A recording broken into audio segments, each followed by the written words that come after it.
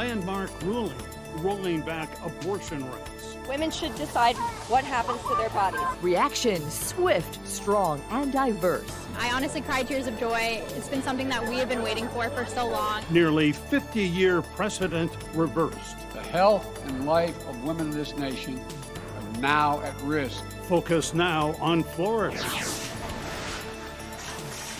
A Saturday signing. New gun safety law, the first in 30 years. Save our children! Stop the killing! Parkland parents taking a win. Coming together as an American family to start to solve these problems. The big news of the week and the newsmakers live this week in South Florida. Good morning. Glad you could join us. I'm Michael Putney. I'm Glenna Milberg, and we begin with two decisions involving the biggest debates in the nation and the effects right here in South Florida. This weekend brings historic change involving guns and abortion.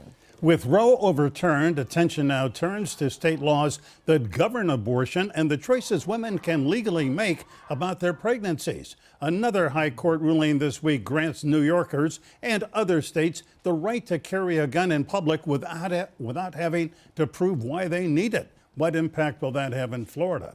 And then yesterday, the president signed the first bipartisan gun safety law Congress has passed in 30 years. What a week. And we will talk about all of that and more with South Florida Congressman Mario Diaz Balart, Republican from Miami, who is here with us today live. Congressman Mario, great to see you. Congressman, welcome. Always good to have you on the show. Good to see both of you.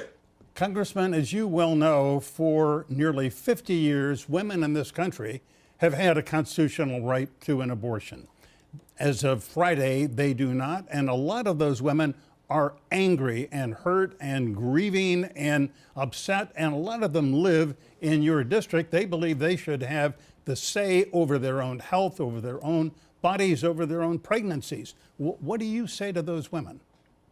Well, first, again, thank you for the opportunity. First, I think we have to be respectful. This is a very delicate and difficult issue. And so I think it's important to be respectful to those who may disagree with one, right? Point number one.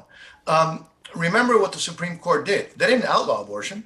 They just actually now said that it is up to the democratic process, the people, through their elected representatives in each individual state, to make the decision. And so if you believe in democracy, if you like democracy, if you like the people having the say as to on very important decisions like this, this is a win for democracy. This is a win for the Constitution, and obviously, it's a win for thousands, 60 million children that have died because of abortion over the decades in the United States. So I think it's also a win for life. But again, this does not outlaw abortion. It allows the democratic process to work in each state, as I think the Constitution is pretty clear about. Yeah, we understand, and we also agree it's a terribly intense personal issue, and we're going to respect all points of view. But you really didn't answer my question. What do you say to women who say, I should have the right to control my body, my reproductive rights? And they really, to a large extent now, they don't have federal protection. Well, it's very interesting. I think a woman should be able to do what she wants with her body. But birth is not reproduction. Conception is reproduction. Birth is not reproduction. That's a child. And so a woman, obviously, an adult woman can do what she likes with her body. The question is, should we protect a child, an innocent child, or should we just pretend that that child doesn't exist in this equation? That child does exist in this equation. And protecting life, by the way, that is something that is in the Constitution. The right to life. The right for an abortion, by the way, is nowhere to be found in the Constitution. And I challenge anybody to find even the word abortion in the Constitution. So, Congressman, you have just set up the argument that has been decades, if not millennia old, over abortion, and that people are either looking at this as women's health and choice, or looking at it from what I've perceived to be a more faith-based argument as life. So let me just, to your point, to your last question, in the Constitution, there is no right to an abortion enumerated. But the Ninth Amendment to the Constitution makes it clear that unenumerated rights should absolutely be in place, even though they are not specifically mentioned in the Constitution. So does this opinion, how does that square with the Ninth Amendment? Well, again, listen, if you and there have been so many different opinions, right? Since the majority Roe opinion, Justice Byron White, who by the way was there when that decision took place, said that what did he said? It's a extravagant exercise of power of judicial review. He also stated that the issue should be left with the people and the political process that the people have created to deal with issues like this. Again, I know that there are different opinions as to legal opinions, and that's obviously to be expected. But it's pretty clear that abortion is not mentioned in the Constitution. Yeah. For decades upon decades before Roe, abortion was frankly even illegal in many, many states. And so, but this decision, again, I want to be clear, this decision leaves it up to the states, to the elected representatives of the people in the states. That's the way it should be. That's the way our system should be, should work. And the fact that we're not going to have 9 unelected individuals make that decision, and that's, I've heard so many people being critical of the Supreme Court. Oh, they've made this horrible decision. Well, no, what they've done is they said it shouldn't be up to the Supreme Court. It shouldn't be up to 9 unelected officials. It should be up to the people through their representatives. I think that's the most, it's constitutional, and it's also the most democratic way to do it. So now that the law comes back to Florida's law, which the new restrictions for Florida go into effect on Friday if a court doesn't order otherwise, we were in Tallahassee covering the debate and finally the signing of this new, more restrictive abortion law, outlawing abortions after 15 weeks with very few exceptions in Florida, and no exceptions for women who have been victims of crime like rape, forcing a woman to carry to term a baby born of rape or incest. I'm wondering, because I spoke to several representatives who are Republicans in South Florida who are very much pro-life, who are very much in favor of this law, but would have voted, and some did vote for an amendment that failed to make exceptions for crime victims. What's your position on that? Well, again, it is now, as it should be, a state issue. And as you just mentioned, and I don't have all of the details of obviously the state law. I'm not on the state level, I'm on the federal level, but it's abortion in the first almost 4 months. Almost 4 months. I guess some people think that is a radical decision by the state legislature. I don't think that, not allowing for, in essence, killing a child after 4 months is that dramatic. And, the issue, again, these are very, very, very difficult issues. They're very passionate issues. I respect folks who disagree with my point of view. But I'm confident that the state legislators, and that's now who make that decision, will be very thorough and very careful. And in Florida, again, there was ample debate, something that does not happen when the Supreme Court of Florida just says you can't do it. Yeah. But would you advocate for that exception for crime victims? I'd have to look at the details. Now, I will tell you that I for one, and you all know my position on crime, right? I'm pretty hard on crime. I'm almost willing to make rape a capital offense, to execute the rapist. Now when you're dealing with a baby, a child, I think we need to be very, very careful, and we should always err on the side of protecting that child, who's also a victim, and go after the rapist, obviously. Yeah, Congressman. A University of North Florida, or rather a Florida Atlantic University poll recently found that 67% of Florida residents, 67%, believe that an abortion should be legal in all or in most cases. 85% of Democrats feel that way, and 52% of Republicans, 63% of independents. So are you out of step with public opinion? Because it certainly appears that the Supreme Court is. No, again, the Supreme Court didn't say that abortion didn't get into that issue. It just basically said that it's not in the Constitution to prohibit states to regulate any aspect of abortion. I mean, that's all the Supreme Court did. And remember, so they're not out of step with anybody. They just said, let's allow democracy. I know it's a really weird concept. Let's allow democracy to work how it's supposed to work. After hearings and after people vote, etc., at the state level. That's the way it should be. Now, to your point about polls, look, most people support abortions the last trimester, right before a child is born, or like the previous governor of Virginia that said that you should be able to kill a baby after it's born? Yeah. I don't want to get into the weeds with the previous governor. That. I don't want to get into the weeds with the previous governor of Virginia. Let's kind of limit our view here to the people of Florida. And very simply, most of them believe, 67% believe that abortion should be legal in most or all cases. So are they wrong? No, again, this is a very, very, very, difficult decision that people have to make. And fortunately, now, the state legislatures can actually look at those issues and make the adequate decisions after talking to the people, as opposed to 9 unelected people in a building in Washington, D.C. That's been the case since Roe. That's why I think this is a very important and very positive decision. And by the way, really overturning decades of wrongful jurisprudence, which I think is really, really good for the country. Congressman, we need to take a quick break, so sit tight. We will be back in just a few minutes.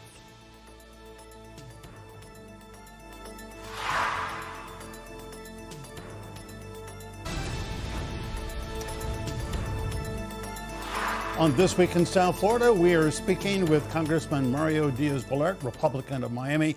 Congressman, as you well know, you were there, you voted on Friday. The House passed a bill, the first gun restriction, gun safety bill to pass in Congress in more than 30 years. Saturday, President Biden signed it into law. The vote was 234 to 193, and one of those no votes was you. Why did you vote against it? Yeah, because, by the way, let me first say that there are some really good parts of the bill, and there are some issues that obviously I'm concerned about. Some of the good parts are the Luke and Alex school safety bill. That's a bill that I've worked on for now a number of years, and that was put in the bill. That's something that I think is very positive. And I've been I've commended the senators for actually working together, which is something that you don't see much these days. But when dealing with a fundamental constitutional issue, and we're dealing with now, the Second Amendment, but it could have been the First Amendment. Any proposed legislation must go through a thorough deliberative process, an open process.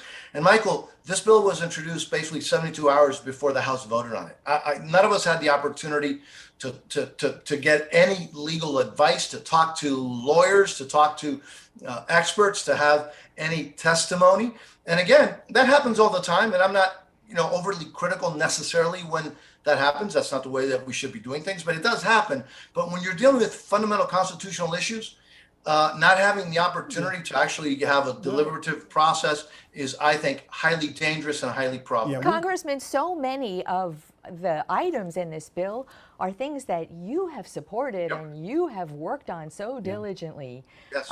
And so what are the things in this bill? I mean, there's no ban, there's no restrictions really. I mean, a lot of the GOP opposition had to do with funding, with no specific price tags, as my understanding. But what is it that you were opposed to? Yeah, my issue, by the way, obviously funding is an issue. No, I mean, I've actually supported funding. And as a matter of fact, as you all know, I've been working for a number of years. And by the way, the person who I think his fingerprints are all over this bill, the amazing parts of this bill, there are some really good parts of this bill, I just mentioned one of them, is Max Schachter, who I think has been the most effective advocate on issues of school safety of anybody I've ever seen. Max Schachter was on this program just last week. He is a remarkable guy, and more power to him. Yeah, and his fingerprints are in all the positive things. So the issue of funding, I've actually put, working with Max, millions of, about $132 million, for example, in grants for school safety over just last year alone. So I've worked on issues on school safety. I support that. It's the problem that I have with it. And again, that's why I haven't been out there bashing it. I've actually, as I mentioned, have been very positive of those who got together. And maybe the senators had the ability, I'm hoping that they had the ability to actually have testimony, expert testimony on the constitutional issues that are potentially in this bill. When you're dealing with the Constitution, look, folks, if there was a bill on the First Amendment that may have had the effect of hurting, you as journalists to do your job under the First Amendment, I think you would expect me to be thorough, to spend my time, to make sure that I listened. And this is something that, unfortunately, we were not able to do on this bill. It would have been nice if we would have had a little bit more time. I just want to mention Tony Montalto, who is another one of the Parkland dads, who will be with us later this hour. You were one of the sponsors, along with Ted Deutsch, of a bill that he is behind called the Eagles Act. Mm-hmm. And he talked very favorably about you, and he was on this program last. So we'll see him later in this hour. But the NRA was actually part of the crafting of this bill, which I don't think a lot of people even realized. And so the collaboration and compromise is sort of stunning to those who watch this process. So I still didn't hear, what do you think is going to be constitutionally compromising? What is your fear? There is, as you know, there's already federal court has already said that, for example, changing the age to 21 is unconstitutional. But that's really not, my potential constitutional concern. There are potential constitutional implications that, and again, I say potential, and with a little bit more time, maybe those could have been worked out. But there are potential constitutional problems with this bill. Maybe I'll be proven wrong, by the way, and maybe the senators had an opportunity to have those issues resolved, and they had the ability to have those conversations.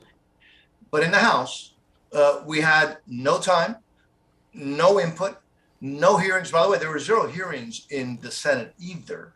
And again, I'm not critical, because it is an issue that is important to, I think, to the entire country. So that's why I'm not critical of those that worked on it.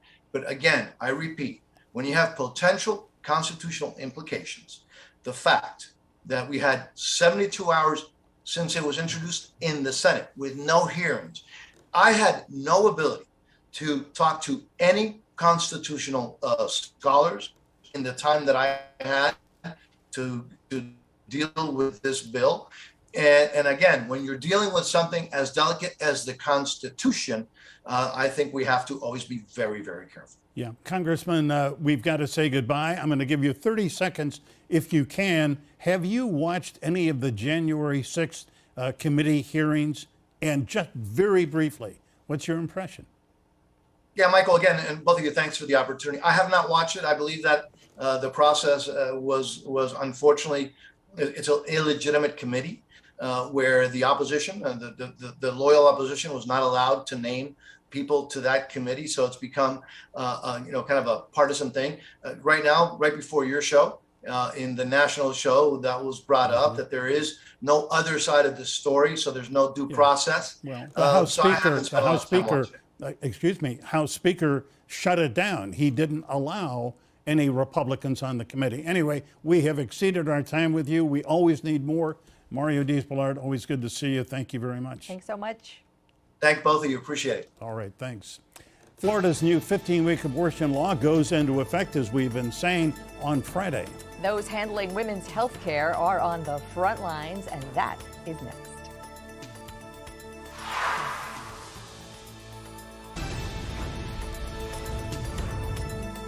In South Florida this weekend, reaction to the Supreme Court ruling is as passionate as that larger debate over abortion rights. Local 10 News reporter Parker Bratton is live with us this morning with a sampling of South Florida opinion on the abortion rights ruling. Parker, good morning. What's up? Michael, good morning. I can tell you we are seeing it across South Florida, hundreds gathering, protesting this historic decision. But we're also hearing from some that say that this is a big win. We will not go back. From Broward to Dade, crowds of passionate pro-choice supporters gathering across South Florida after hearing Roe v. Wade was overturned by the Supreme Court, ending 50 years of women's constitutional rights to an abortion. This decision rolls back the freedom that we fought so hard for. Protesters carrying signs that read, "My body, my choice. We will not go back," and keep abortion safe and legal. You've got a Republican-appointed majority Supreme Court that tore women's rights away, and it's only the beginning. Congresswoman Debbie Wasserman Schultz addressing one crowd with Senator Lauren Book. That they can still get legal and safe abortions in the state of Florida today, tomorrow, and starting July 1st up until 15 weeks. On the opposite political side, we're very excited in Florida. Republicans like the Florida Lieutenant Governor calling the historic ruling nothing short of miraculous. The importance of that is going back to the states. We've never believed that an issue of that magnitude should be legislated by the bench. Governor Ron DeSantis has already hinted at more abortion restrictions, even though his office would not confirm if he would call for a special legislative session. Back in April, the governor signing legislation into law that bans abortions in Florida after 15 weeks of pregnancy. He's clearly scared to talk about this subject because he knows that popular opinion, especially in Florida, is oppositional to him. And while you see some are celebrating, others say they want change to happen now. And the Democrats that we have spoken with say the best way to make that change happen is to get out and vote and put the right people in office. Glenna, Michael. Parker, thanks so much. And barring any last-minute court order, Florida's new abortion restrictions are scheduled to start this week, Friday, July 1st. So with fresh attention now in the wake of that Supreme Court ruling. The High Court ruling and the new Florida law certainly have women's health providers trying to figure out their best course of action. Mayte Canino is one of those leaders. She is the Deputy Organizing Director of Planned Parenthood for Southeast and North Florida. Mayte, happy to have you with us. How are you? Good morning. Thank you. Good morning. Thank you so much for having me here today. Mayte, I know it's been a very busy weekend for you and your colleagues. What advice do you have now for women in Florida, knowing that Florida is potentially one of those states that might see women from other states come to seek a legal abortion? But what's your best advice this morning? So it's been a busy week, a busy year for us here in Florida. We already are receiving women from other states that have been coming to us to access abortion. We are one of the only few states in the South that have access to abortion as of up to over 15 weeks. As of July 1st, it will be only until 15 weeks that you could access abortion in the state of Florida. We at Planned Parenthood will always do everything possible to make sure that women have access to the care that they need. We will help them figure out their plan of how to access abortion if that's something that they feel that they need to do. And my advice to women and to everyone in Florida is now the Supreme Court that has made the decision. It's coming back to the states to say what will happen and what would abortion access look in Florida. Now more than ever, it's so important that people pay attention to people they're voting into office and having abortion as one of the issues that they're looking at.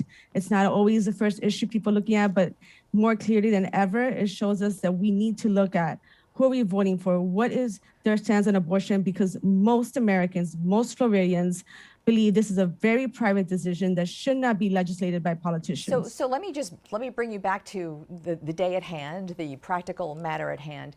In Florida, 96% of women who have had abortions till now is before the 15-week mark that will now be in place as of Friday. It affects a very small, the new regulations affect a very small percentage. By the numbers, of course, huge if a woman is one of those 4%. But I want to, in this week, really zero in on, you may have clients, no privacy breaching here, but you may have clients who are around the 15-week mark. And what are you telling them?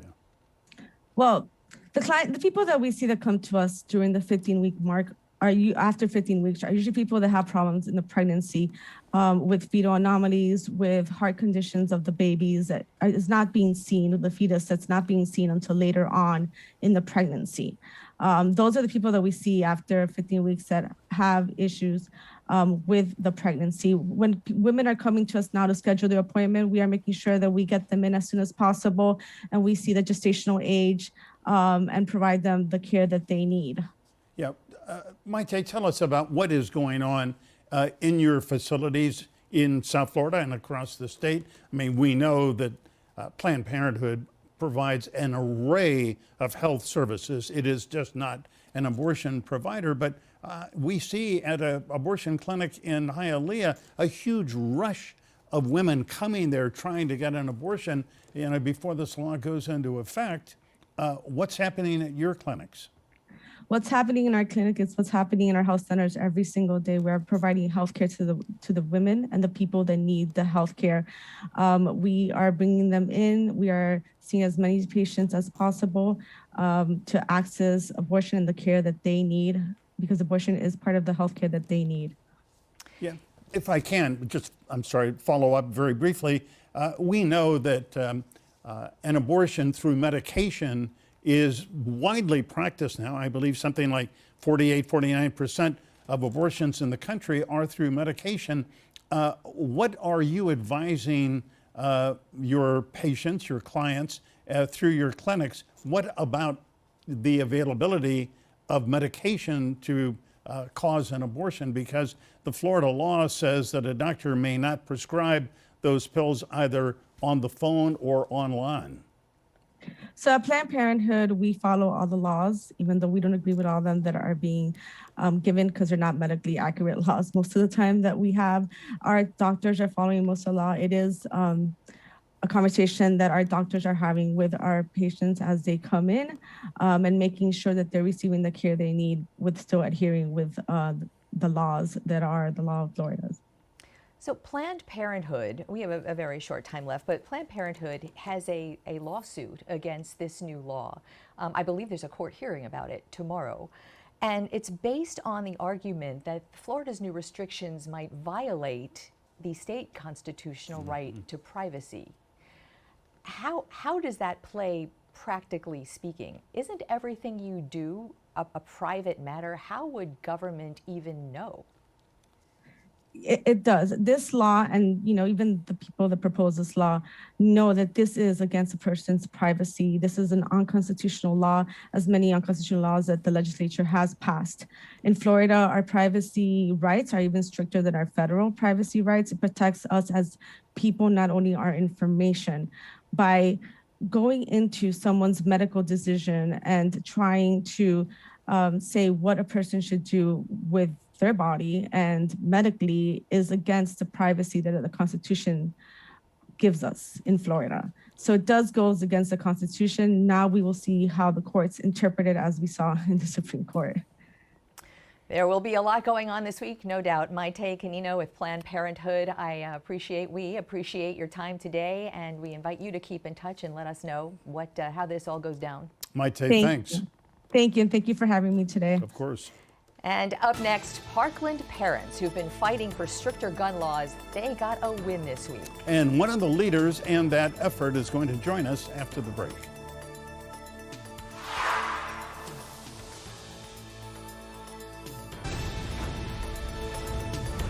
Signed, sealed, and delivered Saturday, the bipartisan Safer Communities Act, aka gun safety provisions that end decades of stalemate in Congress over how to stop the epidemic of shootings. Some of the Stoneman Douglas High families that were instrumental in changing Florida law after losing their children in the mass shooting at the school, they have traveled to D.C. many times during the push for this law, and Tony Montalto is one of them. He's the president of Stand with Parkland, lost his daughter Gina in the shooting at Marjorie Stoneman Douglas. Tony Montalto, welcome. Great to see you. Hi, Tony. Good morning. Thanks for having me. So congratulations are in order. You have worked so hard, you and Stand with Parkland.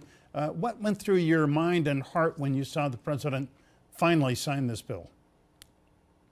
Well, it's such an important first step to having something done to prevent these terrible, tragic school shootings. We couldn't help but think of our murdered loved ones, of my beautiful daughter, Gina, and how this is now part of her legacy and the legacy of all those we lost in Parkland. It's to make other people safer. So we were very happy, especially with the bipartisan nature of this bill. That's been something that's been sorely missing in Washington, D.C., and so happy to see both sides be able to come together to help solve this problem. And you have a beautiful photograph of Gina right over your shoulder there. Tony, you were in D.C. for the better part of the last 2 weeks, really pushing for this bill. And I know Stand with Parkland and so many of the Parkland parents who were involved with you in that, there were some specific goals there. You sent to me those goals. Securing the school campuses, improving mental health screening and support, and responsible firearm ownership. Does this new law live up to what your goals are? This new law certainly touches on all of those things. We like to refer to that as the school safety triad. We know that all of those things failed our families in February of 2018. And sadly, I'm sure we'll see that all those things failed the families in Uvalde just recently. We have always tried to make this a discussion about what is possible, without letting this devolve into a Second Amendment debate where everybody picks their sides and nobody can talk in the middle. We have seen this opportunity for compromise, very similar to what we did in Florida. We saw the Republicans and the Democrats be able to show political courage and work across the aisle with great leadership to produce the Marjorie Stoneman Douglas Public Safety Act in 2018. And this bill, the Bipartisan Safer Communities Act, certainly, I should say now law, certainly addresses all those things. Yeah, Tony, in 2018, that remarkable 3-week period where the legislature, because of you and the parents and sentiment throughout the state for some kind of law, and the really remarkable laws that were passed in 2018 was when Rick Scott was the governor. Well, this past week, when the Senate voted, Senator Scott, voted against this bill, and so did Marco Rubio. Are you disappointed? Yes, we are disappointed they couldn't find a way to support this bill.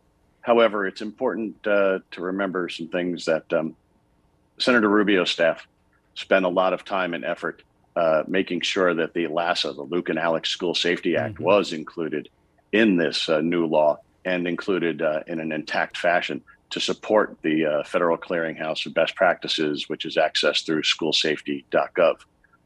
Additionally, we were surprised that the working group of the 20 senators didn't reach out to Senator Scott and try and engage him in more of the conversation, seeing as how he had previously led the success we had here in Florida. And earlier in this hour, I'm not sure if you were able to hear our conversation with Congressman Diaz Balart of Miami, who also voted against this legislation. And he said, while being very supportive of certain components of it, he also said he had some constitutional concerns. I don't know if you were able to hear that, but do you understand what might be concerning in a constitutional direction? Well, I wasn't able to listen to that, and quite frankly, we appreciate everybody being concerned about the Constitution, but we have to remember that the Constitution is a broad document, and it begins with the Preamble. And the Preamble is what helps define what our founders were trying to do when they did this. And among those things are establishing a common defense, not a personal defense, but a common defense, promoting the general welfare, and securing the blessings of liberty for ourselves and our posterity. Sadly, my daughter, her 13 classmates, and her teachers were denied many of those things talked about in the Constitution before we even get to the amendments. Yeah. So what is next for you? What is next for Stand with Parkland and all who work on pushing these laws and legislation for safety? Well, now that we have this law passed, now the next step is implementation. drawing on our experience from here in Florida when we passed some laws, we now had to make sure that they were implemented properly. We're working with the folks at schoolsafety.gov to make sure that they can provide some guidance to the schools on how to spend this money properly. We're really pleased to see dollars allotted for red flag laws to this, because they are some of the most proactive things we can do. Again, having been used over 8,000 times here in this state since they were passed 4 years ago. These are proactive things that prevent people who have been deemed a threat from hurting themselves or others. We're happy to see more money go towards a Stop School Violence grant funding that we have been a supporter of and helped push over the line back in 2018. We are pleased to see more dollars for mental health programs in our schools. These are vital pieces of the puzzle to address many of the things. The 988 suicide hotline that's going to be established here, suicide prevention hotline that's going to be established here is vital to allowing people an ability to reach out and get help when they feel they're in crisis. Almost half the firearms deaths in the nation are through suicide. So this mental health component shouldn't be shortchanged as being not needed. No, absolutely. It's so comprehensive. Tony Montalto, always great to have you and your perspective, and we honor your hard work. So appreciate your time. Thank you, Tony. Congrats. Thank you very much. Thank you. All right, up next, former Congressman David Rivera, the perennial bad boy of South Florida politics, goes on the record. Michael's exclusive with him right after the break.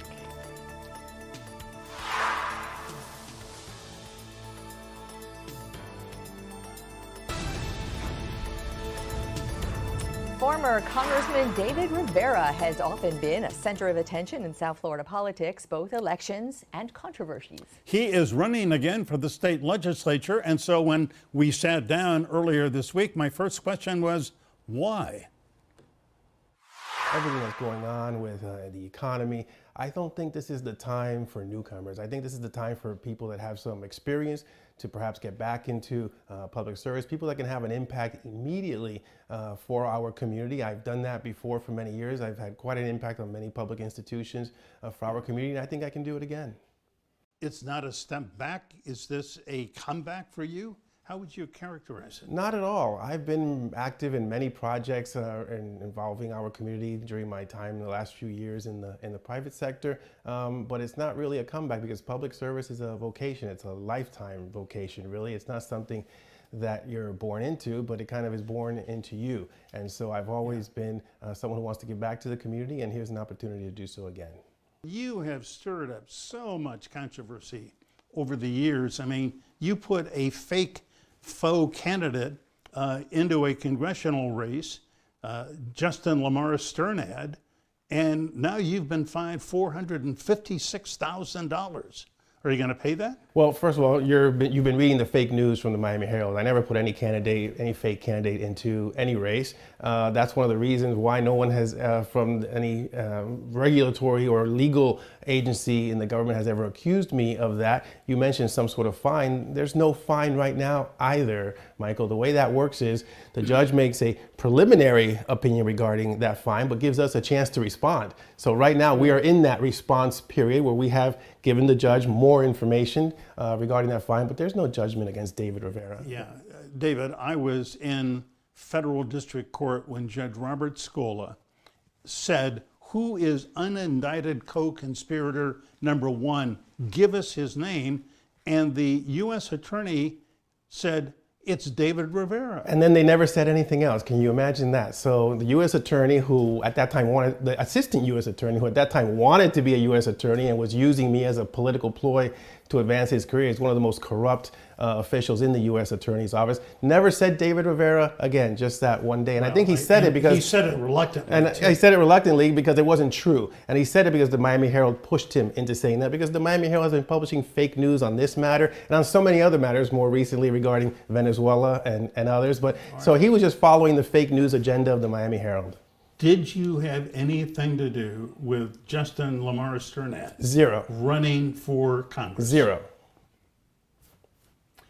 And any money? I mean, you were Zero. accused Zero. You've been reading the fake news from the Miami Herald. This has been a looking campaign. at documents, This has been a not just- campaign of fake news that has been gone back a decade. Remember, this is 2012. We're in 2022, Michael. We've got inflation. We've got gas prices. We've got food prices. We've got a lot of problems facing this country and facing our community. You're talking about some silly campaign ploy from somebody else back in 10 years ago, Michael. This is 2022. Yeah. It's time to think about what the problems facing our community are today. Who's best capable and experienced and has the record of bringing benefits to our community? Who has that? And it's David Rivera. Well, let's talk about 2017. Okay. When you allegedly had a contract with either the government of Venezuela and Nicolas Maduro or with PDVSA, the Venezuelan state oil company, for $50 million to somehow improve their image. Did you? No. Once again, not true. You've been reading the fake news in the Miami Herald. That's what the Miami Herald says. The fact of the matter is that there is a corporation, an American corporation in this country named Citgo Petroleum. Citgo Petroleum is based in Houston. It is incorporated in Delaware, has its headquarters in New York. Citgo Petroleum in 2017 approached me because members of the Venezuelan opposition had talked to me about dissidents inside Citgo that were not happy with the way the company was being run by Venezuela, by the government of Venezuela, and they came to me asking for suggestions, for consulting, for counseling on how they could distance themselves, how they could separate themselves from the disastrous, failed economic direction that they were heading for how much? To help them. The contract with an affiliate of Citgo here in the United States was for $50 million, which represents to them, a company that is a multi-billion-dollar corporation and does these kind of million-dollar contracts routinely over the last several decades. Had nothing to do with PDVSA, had nothing to do with the government of Venezuela. The Miami Herald lied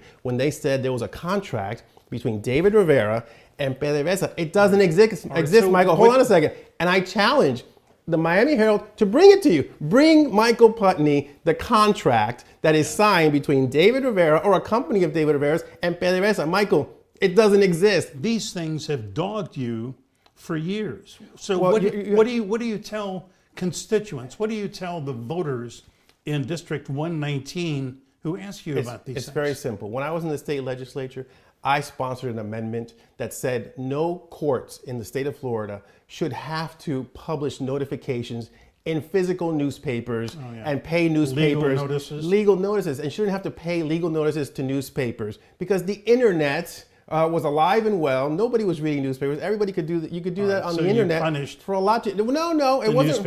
It wasn't punishment. You consider it punishment. I consider a benefit to the taxpayers, where they're not having to worry about courts spending taxpayer money advertising in physical newspapers that on the planet Earth hardly anybody except you actually reads, where you could do it on the internet. Let me ask you about your old friend Marco Rubio. Sure. You've known each other since the 80s. You shared a house in Tallahassee when you both served in the legislature. Has he endorsed your candidacy? I haven't even discussed it with him because first of all, I filed on Friday, and to be honest with you, Michael, I've been active in this community even before I knew Marco Rubio. I was working at Radio Martilla with Jorge Mascanosa at the Cuban American National Foundation, and I was at the United Nations Human Rights Commission with Ambassador Valladares long before I knew Marco Rubio. And if I present a candidacy to the voters, I'm going to do it based on my own history, based on my experience. And really, if I need endorsements from big names in order to win a state house seat, that doesn't, I think, bode well. I think the voters are going to judge me on my history with the community, my accomplishments in the community, and that's what I'm going to base my campaign on. What is the main issue that David Rivera is running on? Because it really can't be all of your past history. Your past history, frankly, my friend, is sort of checkered. Not when it comes to my performance in the legislature, absolutely not. Maybe when it comes to these extraneous issues that the Miami Herald has brought up, this fake news that you have mentioned in the interview. But I think the issue really now is this is not time for a learning curve. This is time for people to go in, have an immediate impact. Nobody needs to tell me where the bathrooms are in the legislature in Tallahassee. You know your way around. I know my way around. I know the folks in the building. And so I can go in there and I can keep having that impact like I had for FIU, for Miami-Dade College, for Jackson Memorial Hospital, for our infrastructure, for our jobs on day one. David Rivera filed the paperwork to run for the state house, but the State Division of Elections still does not list him as a qualified candidate. We have asked why. We're waiting for an answer. We'll be right back.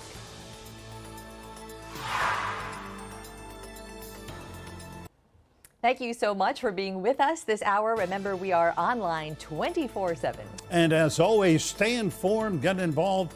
Have a great Sunday.